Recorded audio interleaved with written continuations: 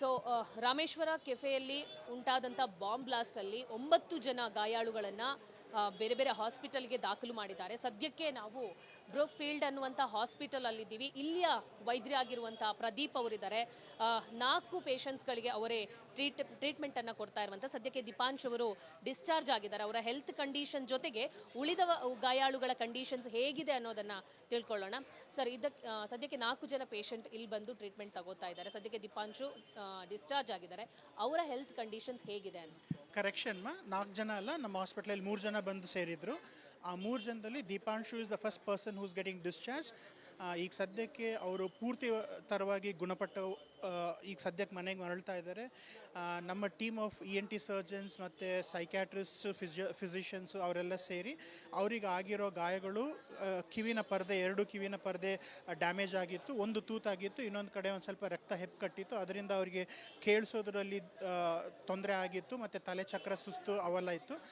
ಆ ಪ್ರಾಬ್ಲಮ್ಸು ಈಗ ಸದ್ಯಕ್ಕೆ ಬಹಳಷ್ಟು ಇಂಪ್ರೂವ್ಮೆಂಟ್ ಆಗಿದ್ದಾವೆ. ಅವರಿಗೆ ಸ್ಟ್ರೆಸ್ ಇರೋದ್ರಿಂದ, ಸ್ಟ್ರೆಸ್ ಇಂಡ್ಯೂಸ್ ಮೆಮರಿ ಪ್ರಾಬ್ಲಮ್ಸ್ ಇರೋದ್ರಿಂದ ಮತ್ತು ಸ್ಲೀಪ್ ಪ್ರಾಬ್ಲಮ್ ಇರೋದ್ರಿಂದ ನಮ್ಮ ಸೈಕಾಲಜಿಸ್ಟ್ ಡಾಕ್ಟರ್ ಪವನ್ ಅವರು ಬಂದು ಮೀಟ್ ಮಾಡಿ ಅವ್ರನ್ನೂ ಟ್ರೀಟ್ಮೆಂಟ್ ಕೊಡಿಸಿದ್ದಾರೆ. ಈಗ ಅವರು ಕಂಡೀಷನ್ ಕಂಪ್ಲೀಟಾಗಿ ಕ್ಯೂರ್ ಆಗಿದೆ. We are very happy that he is fine and ಮನೆಗೆ ಕಳಿಸ್ತಾ ಇದ್ವಿ ಈಗ ಸದ್ಯಕ್ಕೆ. ಈ ಬಾಂಬ್ ಸ್ಫೋಟದ ತೀವ್ರತೆ ಹೆಂಗಿತ್ತು? ಸೊ ನಿಮಗೆ ಅದು ಯಾವ ಥರ ಚಾಲೆಂಜ್ ಇತ್ತು ಅಂತ ಹೇಳಿ, ಅಂದರೆ ಅವರನ್ನು ಟ್ರೀಟ್ ಮಾಡೋದು? ಸೊ ಲಕಿಲಿ ಈ ಬಾಂಬ್ ಸ್ಫೋಟ ಒಂದು ಲೋ ಇಂಟೆನ್ಸಿಟಿ ಎಕ್ಸ್ಪ್ಲೋಷನ್ ಆಗಿರೋದ್ರಿಂದ ನಮ್ಮ ಇಲ್ಲಿ ಹಾಸ್ಪಿಟ್ಲಿಗೆ ಬಂದಿದ್ದು ಗಾಯಾದಿಗಳಿಗೆ ಒಬ್ಬರಿಗೆ ಮಾತ್ರ ತೀವ್ರವಾದ ಗಾಯಗಳಿತ್ತು. ಮಿಕ್ಕಿದಿಬ್ಬರಿಗೆ ಅಷ್ಟು ತೀವ್ರವಾದ ಗಾಯಗಳು ಇರಲಿಲ್ಲ. ದೇವ್ರ ಪುಣ್ಯದಿಂದ ಅವರಿಗೆ ಸಿವಿಯರ್ ಬ್ಲಾಸ್ಟ್ ಇಂಜುರಿ ಆಗಿರೋರ್ನು ICUದಿಂದ ಅಡ್ಮಿಟ್ ಮಾಡಿಸಿ ನಿನ್ನೆ ಸರ್ಜರಿ ಆಗಿ ಇವತ್ತು ಭಾಳಷ್ಟು ಮಟ್ಟಿಗೆ ಅವ್ರು ಇಂಪ್ರೂವ್ಮೆಂಟು ಆಗ್ತಾ ಇದ್ದಾರೆ.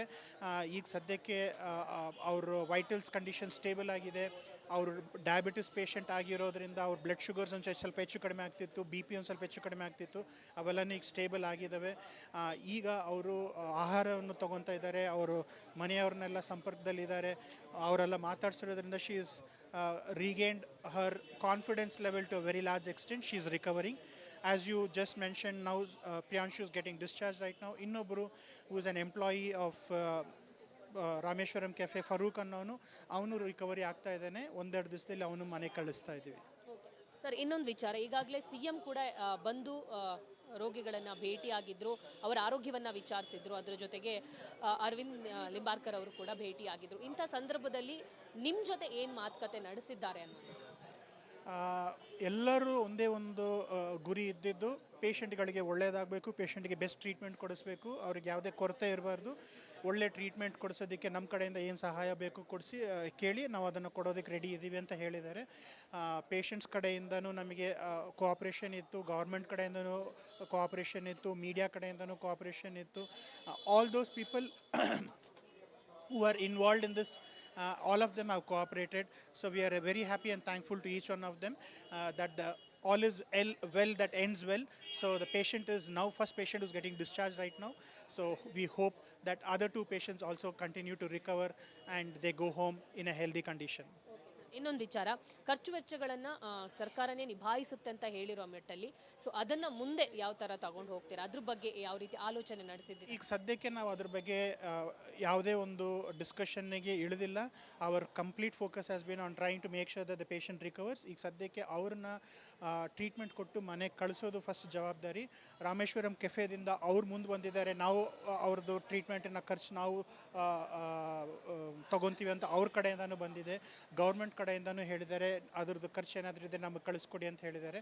So at the end we will finalize who is going to take up and foot the bill. We are happy for the government or anyone to go ahead and take over and compensate the hospital for all their efforts and medical expenses. Thank you. Thank you. ನೋಡಿದ್ರಲ್ಲ, ಇದು doctor Pradeep ಅವರ ಮಾತಾಗಿತ್ತು. Camera person Satish ಜೊತೆ ದೀಪಿಕಾ, ವಿಸ್ತಾರ news, Bengaluru. ಅನುಕ್ಷಣದ ಸುದ್ದಿಗಳಿಗಾಗಿ ವಿಸ್ತಾರ news YouTube channel subscribe ಮಾಡಿ. ಹೊಸ ಸುದ್ದಿಗಳ ನೋಟಿಫಿಕೇಶನ್ಗಾಗಿ bell icon click ಮಾಡಿ. ಲೇಟೆಸ್ಟ್ ಅಪ್ಡೇಟ್ಸ್ಗಾಗಿ www.vistaranews.com ವೆಬ್ಸೈಟ್ಗೆ ವಿಸಿಟ್ ಮಾಡಿ. ಅಂಗೈಯಲ್ಲೇ ಜಗತ್ತಿನ ಸುದ್ದಿ ತಿಳಿಯಲು ವಿಸ್ತಾರ ನ್ಯೂಸ್ ಕನ್ನಡ ಆಪ್ ಡೌನ್ಲೋಡ್ ಮಾಡಿ.